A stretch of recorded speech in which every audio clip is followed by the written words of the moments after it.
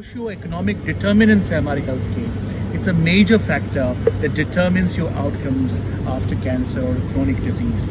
मुझे हमें सोचना चाहिए कि हम migrants communities के साथ ऐसा क्या है, क्यों ऐसी barriers हैं जो अभी भी अपने मुल्क से यहाँ आने के बाद भी उनकी जो health conditions है वो अभी भी significantly at worse than the communities here in Australia.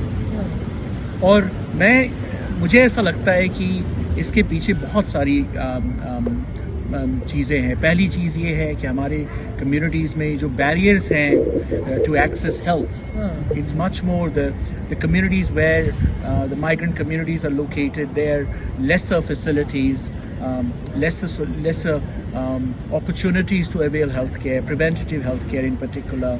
तो burden of disease जो है हमारी communities के पास वो significantly higher है in comparison to other populations. और फिर अपनी communities के साथ हमें और भी चीज़ें हैं, जैसे हमारा awareness level हमें increase करना पड़ेगा. हमारे जो अपनी communities हैं उनके बीच में भी हमें काम करने की ज़रूरत है. तो फिर मैं ऑस्ट्रेलिया यहाँ आया और मैं न्यूरोलॉजिस्ट हूँ. जो मेडिसिन से नहीं आते हैं, न्यूरोलॉजी ब्रेन से रिलेटेड डिसऑर्डर्स की डिसिप्लिन है. और मैं stroke, Parkinson disease, Alzheimer disease, multiple sclerosis patients को ट्रीट करता हूँ और मैं बहुत सारा काम भी करता हूँ.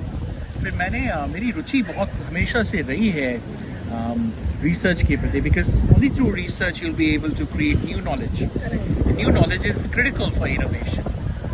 अगर आप ये सोच के रखो कि नहीं जो जानता हूँ मैं वो sufficient है, उसमें humility नहीं है.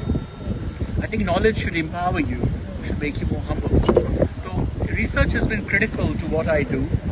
Today I lead a very big team of 25 and more people, young doctors who they are dedicated towards working in finding new discoveries, new inventions, new innovations that can help stroke patients recover better.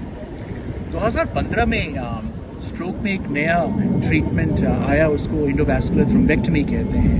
वो एक ऐसा procedure है जिसके द्वारा जो stroke होता है वो ब्रेन में किसी आर्टरी की ब्लॉकेज की वजह से होता है. इस्केमिक स्ट्रोक कहते हैं, जो करीब 80% है सारे स्ट्रोक्स के. तो जब ऐसा होता है तो फिर ब्लड की जो सर्कुलेशन है ब्रेन में वो रुक जाती है, और उसके रुकने से तो ब्लड जो है ना वो ऑक्सीजन लेके जाता है हमारे मस्तिष्क में, हमारे ब्रेन में. तो जब वो रुक जाता है तो फिर ब्रेन, वो कहते हैं ना सफोकेट करना. आप मान लो ऐसा कि मान लो कोई छोटी मछली है, उसको आप पानी से निकाल लेते हो, तो जब ऑक्सीजन की कमी हो तो मछली वो तड़पता है. वैसे ही हमारा ब्रेन तड़पता है ऑक्सीजन की स्कार्सिटी से. तो स्ट्रोक ट्रीटमेंट का एक पर्पस है कि हम वो जो ऑक्सीजन की सप्लाई उसको वापस रीस्टोर कर सकें. और आज क्या है कि अगर आप 4.5 घंटे, आप जब से आपका स्ट्रोक होता है उसके 4.5 घंटे तक अगर आपको हॉस्पिटल हम ला सकें, then we can provide a treatment called intravenous thrombolysis. That treatment can dramatically impact the patients. उससे होता क्या है, एक छोटी सी ड्रग हमारे ब्लड में डालते हैं, that can go all the way to the area where the blockage is there, and it can flush the clot out of the brain. Or patients then can recover significantly in couple of days. They can walk out of the hospital as if nothing happened. तो ये invention आपने यहाँ Australia में की थी या? No, ये जो थ्रोम्बोलाइसिस है ये 2005 से ही है. ये मेरी इन्वेंशन नहीं है, ये पहले से थी. 2015 में एक नई इन्वेंशन आई जिसको एंडोवास्कुलर थ्रोम्बेक्टमी कहते हैं. वो एक मैकेनिकल प्रोसीजर था जिसके द्वारा हम 2015 से जो 4.5 घंटे का जो टाइम है उसको हम एक्सपैंड कर सकते हैं 16 से 18-24 घंटे. और स्ट्रोक होने के बाद 16 घंटे 18 घंटे तक के बाद भी हम अगर पेशेंट को लाएं हॉस्पिटल में तो उसको ट्रीटमेंट दे सकते हैं. लेकिन मेरी जो इन्वेंशन थी वो ये थी कि जो एंडोवास्कुलर थ्रोम्बेक्टमी के द्वारा हम जो क्लॉट्स निकालते हैं ब्रेन से, अब उनको हम एनालाइज कर सकते हैं. उसकी वजह ये है कि हमारे जो टोटल स्ट्रोक्स होते हैं उसमें 40% स्ट्रोक पेशेंट्स जो होते हैं वो क्रिप्टोजेनिक स्ट्रोक होते हैं, जिनके कॉज और मैकेनिज्म नहीं पता है हमें. तो जब आपको नहीं पता है कि आपकी पहचान क्या है तो फिर आप ट्रीट कैसे करोगे उनको. तो वो 40% जो स्ट्रोक पेशेंट्स हैं वो हमारे क्लिनिक्स में आते हैं, उनको पता नहीं हमें कि ये स्ट्रोक हुआ कैसे, तो इनकी ट्रीटमेंट बड़ी मुश्किल होती है। ये बहुत बड़ा एक मसला है स्ट्रोक में। तो हमने जो काम करा वो ये जो क्लॉट्स हम निकालते हैं पेशेंट्स के से, उसको फिर हम एनालाइज करते हैं और हमें हमारी जो प्रिलिमिनरी रिसर्च ये इंडिकेट करे कि ये जो क्लॉट है वो अपने अंदर कैरी करती है messages from where it came from. तो उसके द्वारा हम ये डिसाइफर कर सकते हैं कि वो कार्डियो एम्बोलिक स्ट्रोक है that came from the heart और it's a large artery atherosclerosis which is because of the blockage of an artery, large vessel artery. तो ये गेम चेंजिंग डिस्कवरी थी उस समय में। और इसके द्वारा फिर जो फिर ऑस्ट्रेलिया में हमने ये जो करा, फिर पूरे विश्व में इसका बहुत ट्रैक्शन हुआ।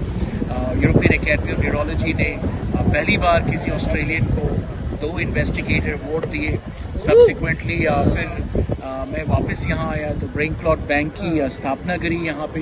जो फिर अभी रिसेंटली लिवरपूल यूके में हमने अपने एक सैटेलाइट बायो बैंक स्टार्ट करा है। और जो जापान का रिसेंट जो अवार्ड मिला है उसके द्वारा फिर ये अब जापान और बाकी देशों में भी मेरी यही स्पेशली इंडिया और अपने साउथ एशिया में चाहता हूँ कि ऐसे ये जो चीज़ें हमने करी है उसको फिर वहाँ भी एक्सपैंड कर सकें। अच्छा डॉक्टर साहब, इतने अवार्ड्स और इतना मतलब हमारे लिए सुन के हजम करना मुश्किल है, और आप इतनी ज़्यादा रिसर्च करके और अपनी टीम को लेके जो चल रहे हैं, तो ये एक जज्बा कहाँ से आता है और फिर ये आप उसको किस तरह मेंटेन कर पाते हैं? क्योंकि मतलब एक दफ़ा में तो स्टेज आती होगी ना कि आपका अपना ब्रेन थक जाता होगा, तो उसको कंटिन्यू करने के लिए आप खाते क्या हैं? क्या हमें अपने बच्चों को खिलाना चाहिए? क्या आप जैसे बड़े बड़े टैलेंटेड लोगों के साथ बिठाएं? क्या करें? नहीं देखिए शफाक जी, मैं आपको एक बात बताऊँ और मैं आप सबसे गुजारिश करता हूँ, ऐसा कोई काम मत करो जिसमें आपके अंदर इंकलाब ना हो। ओए कुछ मत करो, मैं वो नहीं करूँगा।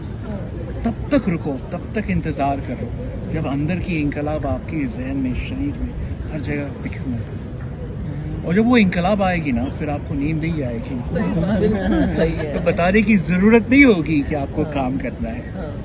देखिए जब ज़िंदगी में इसका जवाब ये है कि जब कम रिसोर्सेज से आप आते हो, और मैंने बहुत चीज़ देखा है ज़िंदगी में। मैंने देखा है लोगों को मरते हुए जो छोटी सी ट्रीटमेंट से उनकी ज़िंदगी बदल सकती थी। एक एस्पिरिन की वजह से आदमी मर जाता है हमारे यहाँ, है ना। ड्रिंकिंग वाटर की वजह से मर जाता है। और मेरे ख्याल से आज का जो मसला है इस दुनिया का वो ये है कि हमें अपने से, खुद से और अपनी कम्युनिटी से ये गुफ्तगू करनी चाहिए कि अगर खुद दिक्कत होती है, अगर छोटी सी चोट होती है तो आपको बहुत मुश्किल होती है, दर्द होता है। आपकी दर्द तब होनी चाहिए जब आप देखो सामने वाले इंसान को वो दर्द होता है। वो इंसानियत जब आपके रूह में लग जाएगी ना, वो वायरस लग जाएगी ना, फिर नींद नहीं आएगी। वो चिंगारी की तरह जलेगी आपके अंदर। तो मुझे लगता है ना कि वो चिंगारी मेरे अंदर हमेशा से रही है। और ख़ासकर मेरे अब्बू और अम्मी और मेरे दादा ने बहुत वो जो परवरिश हमारी करी, वो हमेशा था कि ये ज़िंदगी आपको खुदा ने खुद के लिए नहीं दी है, ये एक पर्पस के लिए दिया है। हर दिन सुबह उठो ना तो ये सोचो कि आज कुछ करना है, किसी की ज़िंदगी को बदलना है। क्या बात है। अगर वो जुनून आपके अंदर रहेगा ना, आप किसी भी मुल्क से क्यों ना हो, अब चाहे वो कराची से हो, इस्लामाबाद से हो, फैसलाबाद से हो, अब किसी छोटे से कस्बे से क्यों ना हो, खैबर पख्तूनख्वा से क्यों ना हो, आपके अंदर वो अगर लग गई ना तो आपके अंदर फिर वो मिसाल लगेगा। फिर गालिब को जगाने की कोशिश नहीं रहेगी। आप गालिब के ना आपके अंदर गालिब हमेशा रहेगा। मैं वही कहता हूँ कि देखो अपनी संस्कृति, अपनी कल्चर से इनकलाब लो। क्या बात है।